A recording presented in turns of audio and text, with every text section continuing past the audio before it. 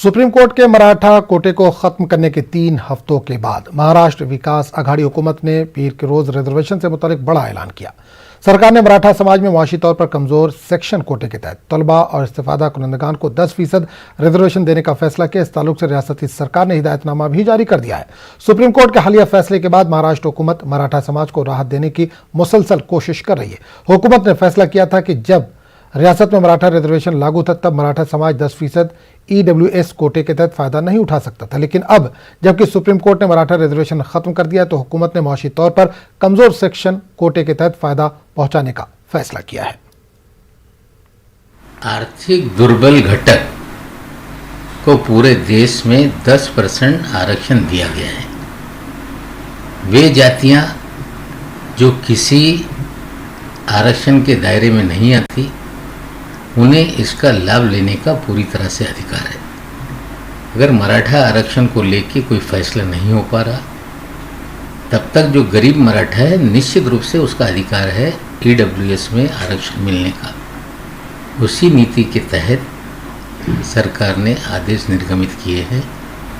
जो भी 8 लाख से कम आय के लोग होंगे, किसी भी जाति धर्म का वो होगा, जिसकी जाति किसी अन्य आरक्षण के दायरे में नहीं, उनका सबका अधिकार है। इसलिए ये शासन आदेश निर्गमित किया गया।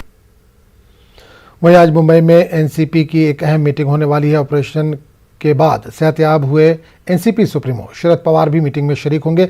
मीटिंग में मराठा रिजर्वेशन, 33% प्रमोशन में रिजर्वेशन रद्द किए जाने जैसे अहम मौजूआत पर शरद पवार तबादला ख्याल करेंगे। ये मीटिंग आज शाम 5 बजे होगी। ख्याल है कि इस मीटिंग पर इसलिए भी सबकी नजर होगी कि गुज़िश्ता रोज ही अपोजिशन लीडर देवेंद्र फडणवीस ने शरद पवार से मुलाकात की थी, जिसके बाद सियासी गलियारों की मुख्तलिफ चहमगोइयां गर्दिश कर रही हैं। हालांकि दोनों पार्टियों की जानिब से इस मुलाकात को रस्मी मुलाकात बताया गया है। और इस पूरे मामले पर बात करने के लिए सीधे रुख करेंगे मुंबई, जहां से मानव वसीम अंसारी इस वक्त जुड़े हैं। वसीम, सुप्रीम कोर्ट ने मराठा रिजर्वेशन खत्म कर दिया, लेकिन रियासती सरकार इसके लिए अलग रास्ता निकाल रही है। देखिए, जिस तरह से मराठा आरक्षण को लेकर लगातार महाराष्ट्र में देखा गया था कि कई तरह के आंदोलन किए गए। अब ऐसे में 5 मई को जो सुप्रीम कोर्ट ने अपना फैसला सुना, उसके बाद लगातार मराठा समाज में इस बात को लेकर गुस्सा है कि सरकार अपना पक्ष नहीं रख पाई है। लगातार उनके जो नुमाइंदे हैं इस बात की कोशिश में लगे हैं कि किसी भी तरह से समाज को आरक्षण दिया जाए, लेकिन किसी भी तरह से कैटेगरी बैठ नहीं पा रहा था। कुछ मामले अब भी कोर्ट में है। इसे देखते हुए एक बड़ा फैसला महाराष्ट्र सरकार की तरफ से जरूर लिया गया है कि EWS कैटेगरी में मराठा समाज को रखा गया है ताकि उसका लाभ उन्हें मिल पाए जो नौकरी और शिक्षा में। लेकिन इसे लेकर भी मराठा समाज में खुशी नहीं है, जिनकी साफ तौर पे ये कहना है कि जो सामान्य वर्ग में जो उन्हें आरक्षण चाहिए था वो अब तक नहीं मिल पाया है। तो किसी न किसी तरीके से यहाँ पे महाराष्ट्र सरकार भरपाई करने की कोशिश कर रही है ताकि किसी भी तरह से जो गुस्सा है मराठा समाज का वो बाहर ना निकले, सड़कों पे ना निकले और इसकी वजह से किसी भी तरह के लॉ एंड ऑर्डर खराब ना हो, उसका ख्याल रखने की कोशिश की गई है और इस समाज को मनाने की कोशिश की गई है। इससे पहले जिस तरह से मंत्री इस पूरे मामले में अपनी सफाई देते हुए कह रहे हैं कि मराठा समाज को किसी भी कैटेगरी में आरक्षण नहीं दिया जा सकता था क्योंकि ऑलरेडी उन्हें आरक्षण दिया गया था, ये बात सही है। लेकिन अब इतनी देरी क्यों? अब जिस तरह से 5 मई के बाद से अब काफी वक्त बीत चुका था, तो मराठा समाज के लिए कई तरह की बैठकें हुई। उनके जो समाज के प्रमुख हैं संभाजी राजे, उन्होंने कई नेताओं से बैठक की। सीएम उद्धव ठाकरे से बैठक की, देवेंद्र फडणवीस से, शरद पवार से, राज ठाकरे से, सभी से चर्चा की और मराठा समाज को किसी भी तरह से सामान्य वर्ग में आरक्षण की मांग की है। किस तरह से सरकार की पॉलिसी है उसके बारे में डिस्कशन किया, किस तरह से समाज को दिया जाएगा। लेकिन जो आरक्षण दिया गया है इसे लेकर समाज में काफी खुशी नजर नहीं आ रही। कई जगह पे अब भी देखा जा रहा है कि तीव्र विरोध यहाँ पे सरकार के खिलाफ देखने मिल रहा है। लेकिन फिलहाल कोशिश यही है सरकार की किसी भी तरीके से इस समाज को रोका जा सके ताकि वो सड़कों पे ना आए, क्योंकि बहुत ही कठिन वक्त चल रहा है। एक तो कोरोना का वक्त है, आर्थिक संकट भी है और ऐसे में अगर आरक्षण होता है तो बहुत आरक्षण को लेकर आंदोलन होता है तो काफी दिक्कतें वहां सरकार के सामने बढ़ सकती हैं। जी बिल्कुल, आज एनसीपी की भी एक अहम मीटिंग होने वाली है। शरद पवार भी इसमें शामिल होने वाले हैं। बीमारी के बाद पहली बार किसी बड़ी मीटिंग में वो शिरकत कर रहे हैं। एक खबर यह भी आ रही है कि देवेंद्र फडणवीस ने शरद पवार से कल मुलाकात की है। तो इस ताल्लुक से किस तरह की खबरें आ रही हैं सियासी गलियारों में?